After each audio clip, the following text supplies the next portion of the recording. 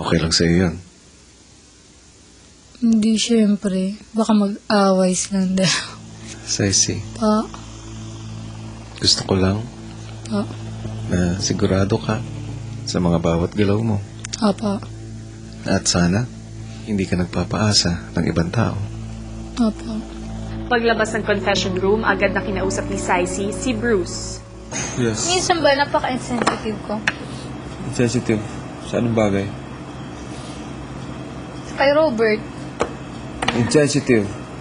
na syempre alam ko meron siyang feeling sa akin. Oo. At saka alam niya rin na wala akong... Siguro kailangan mo lang na ganun pa rin yung tingin mo sa kanya. Kasi, maaari niyang isipin na nagbabago ka sa kanya. And, syempre, hoping. Alam mo yun, Sai?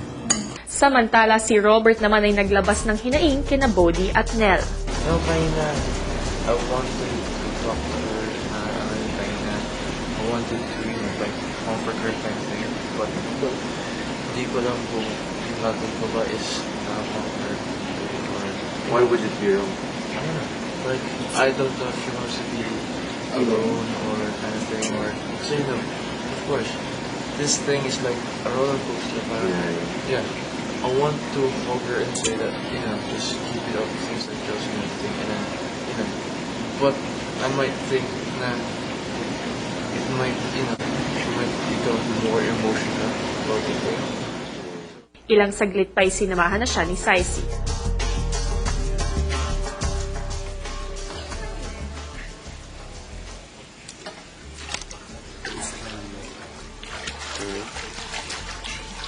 Makakainggit kayong dalawa.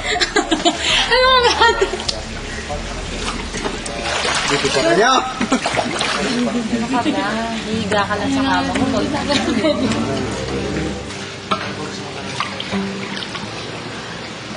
Ano ba yung epekto ng pagiging close ko sa'yo? Nakikita, naging masaya ka, gano'n. Tapos, di ba dati, tinanong mo ako, paano din, binalit mo ano, paano din yung feelings sa sa'yo? Ano ang sagot mo sa'yo? Wala lang.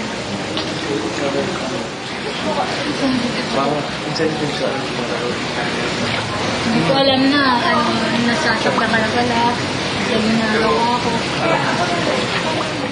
Ilang oras ang nakalipas nang si Wendy naman ang naghayag ng kanyang saloobin tungkol sa kanyang boyfriend.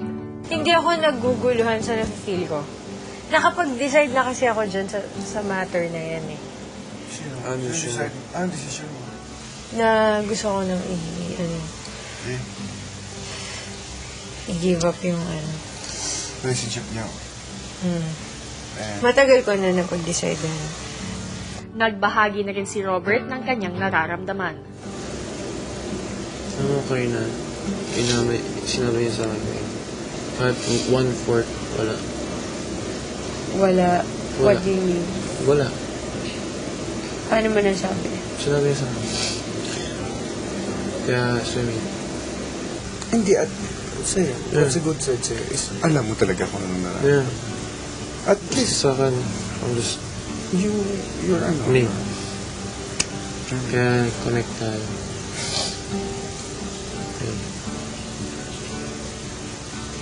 And just, yun yun. Kaya before siya sabi sa akin, kaya just enjoy it. Hawakan mo na lang yung sinasabi niya. Kasi, nasa kanya pa rin yun eh. Kung ano yung gusto niya sabihin, di ba? O, sarili niya yun, hindi ko alam. True. Ipaglalaban pa ba ni Robert ang damdamin niya kay Saisi? Yan ang ating aabangan. Pinoy, ikaw ay Pinoy. Ipakita sa mundo. Ang natitira at isa sa mga nominadong sina Dion, Saisi at Wendy ang tuluyan ng lalabas ng bahay ni Kuya. Kaya siguraduhing maliligtas ang housemate na karapat-dapat sa pamamagitan ng Instant 6 votes. Mag-download lamang ng Globe Asiatic Picture Message. Meron ka ng 6 na boto, may chance ka pumanalo ng 50,000 pesos weekly at house and lot sa Grand Draw. Samantala, kung natulog ang mga housemates na nasa isip ang mga narinig na boses, isang bagong boses naman ang gumising sa kanila sa pagbubukas ng Day 67 sa loob ng bahay ni Kuya. You're simply the best.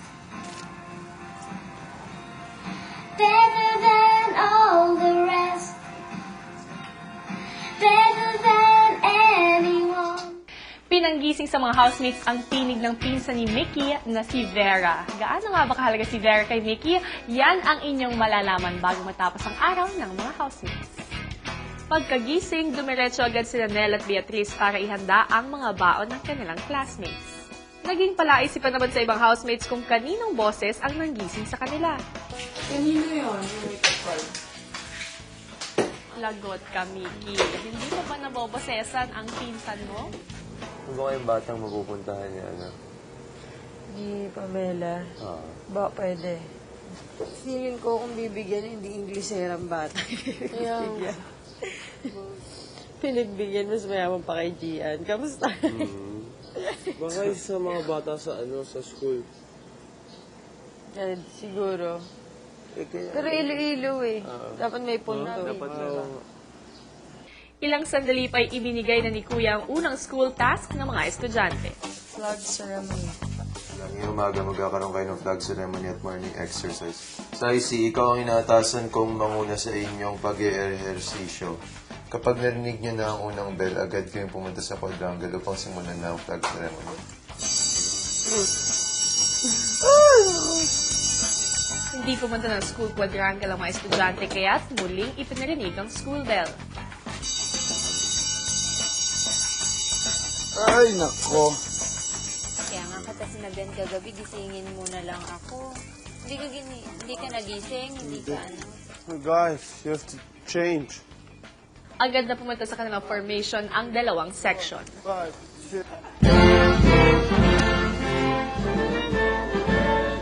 Alat ng puso, sa dibdib mo'y buhay.